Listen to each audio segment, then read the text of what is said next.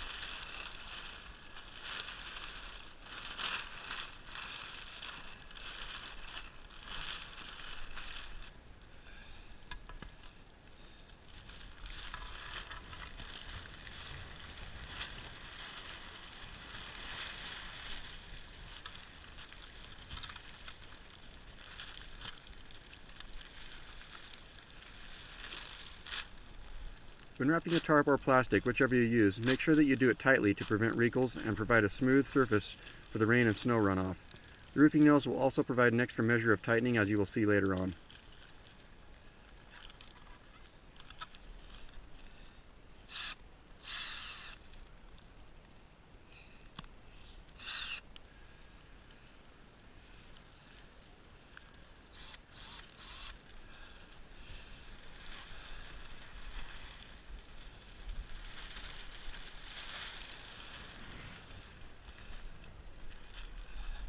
Now I will use a 2x4 on top of the plastic in the valley to help keep the plastic as close to the surface of the roof as I can to help stop the wind.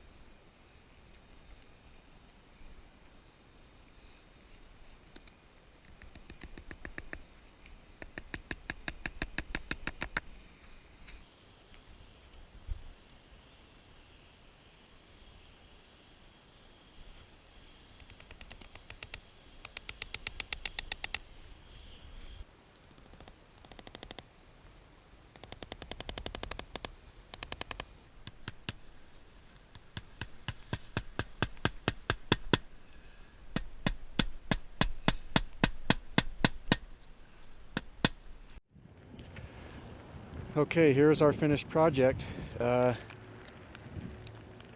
Looks like it may hold up pretty well. As you can see, man, I just finished just right in time because we got some heavy rain and some snow coming, and had I waited even a couple hours longer, I don't think I would have been able to do this. So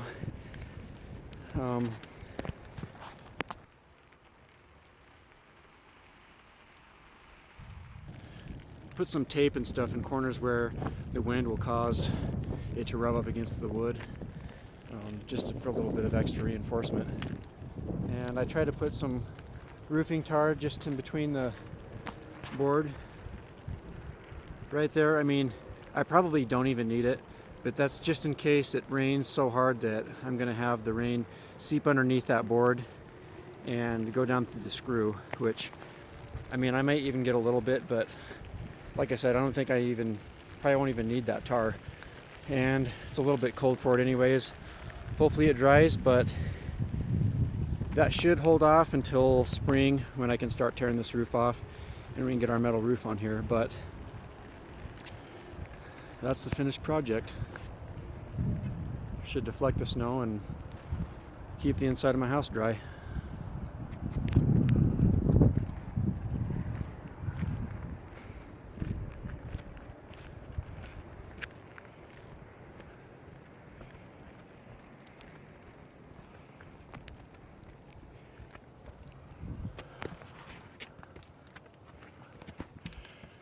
This is open right here. This isn't sealed, but I've got my other plastic underneath this, so at least on the corners there I'll have some protection if I have any wind-driven rain or even some snow. Right now I'm worried mostly about the snow on a roof damage like this. This plastic should be enough to contribute to the heating of the snow, especially in the sun. They can start deflecting that snow down through here instead of through the middle of my roof. Alright guys, the end. We'll see you in springtime.